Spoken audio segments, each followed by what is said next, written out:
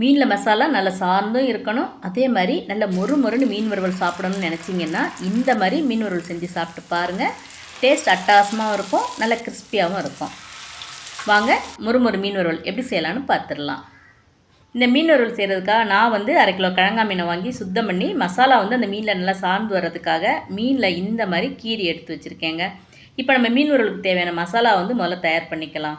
அதுக்காக இந்த மாதிரி ஒரு அகலமான பாத்திரம் எடுத்துக்கோங்க. இதில் வந்து 1/2 டீஸ்பூன் வந்து தனி மிளகாத்தூள், கலருக்காக 1/2 டீஸ்பூன் காஷ்மீரி மிளகாத்தூள், அப்புறம் 1/2 டீஸ்பூன் மல்லித்தூள், 1/2 டீஸ்பூன் மஞ்சள் தூள், 3 டீஸ்பூன் கார்ன்ஃப்ளவர் மாவு, 1/2 டீஸ்பூன் அரிசி மாவு, 1/2 டீஸ்பூன் கரம் மசாலா, 1/2 டீஸ்பூன் மிளகுத்தூள், தேவையான அளவு உப்பு. நான் வந்து 1 டீஸ்பூன் உப்பு சேர்த்துருக்கேன். 2 டீஸ்பூன் இஞ்சி பூண்டு பேஸ்ட், ஒரு முட்டையோட வெள்ளைக்கரு, 1/2 டீஸ்பூன் அளவுக்கு ரீஃபைண்ட் ஆயில், 1/2 மூடி எலுமிச்சம்பழச்சாறு. இப்போ இது எல்லாத்தையும் சேர்த்து மசாலாலாம் நல்லா ஒன்று சேர்ந்து வர்ற மாதிரி கலந்து வச்சுக்கோங்க.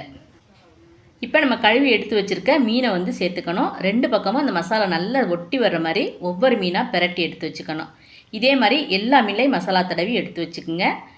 குறைஞ்சது 1/2 மணி நேரமாவது இதை அப்படியே ரெஸ்ட்டில் விட்டுருங்க. அப்போ தான் அந்த மீனில் வந்து மசாலா நல்லா சார்ந்து இருக்கும். இப்போ மசாலா தடவி 1/2 மணி நேரம் ஆயிடுச்சு. இப்போ நம்ம மீனை வந்து பொரித்து எடுத்துக்கலாம். அதுக்காக ஒரு பேனில் வந்து பொரிக்கிறதுக்கு தேவையான அளவு எண்ணெய் எடுத்துக்கோங்க. எண்ணெய் நல்லா சூடானதுக்கப்புறம் அடுப்பை வந்து மீடியம் ஃப்ளேமில் வச்சுக்கோங்க. மசாலா தடவி வச்சுருக்க மீனை வந்து இப்போ இந்த எண்ணெயில் சேர்த்துக்கணும்.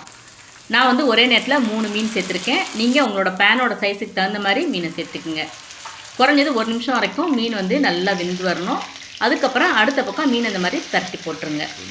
2 பக்கமும் மீன் நல்லா வெந்து நல்லா இந்த மாதிரி பொன்னிறமாக வந்ததுக்கப்புறம் மீனை வந்து எண்ணெயிலேருந்து வெளியே எடுத்துடணும். இதே மாதிரி மீதம் இருக்க மீன் எல்லாத்தையுமே இதே எண்ணெயில் நீங்கள் பொரித்து எடுத்துக்கலாம். அவ்வளவுதாங்க, அட்டகாசமான டேஸ்ட்டில் மொறுன்னு மீன் வறுவல் சூடாக ரெடியாக இருக்குங்க. நீங்களும் இதே மெத்தடில் மீன் வறுவல் செஞ்சு பார்த்து எப்படி இருந்துச்சுன்னு கமெண்ட் பண்ணுங்கள். மறக்காமல் நம்மளோட கார்டன் அண்ட் ஹெல்த் சேனலை சப்ஸ்கிரைப் பண்ணிடுங்க. தேங்க்ஸ் ஃபார் வாட்சிங்.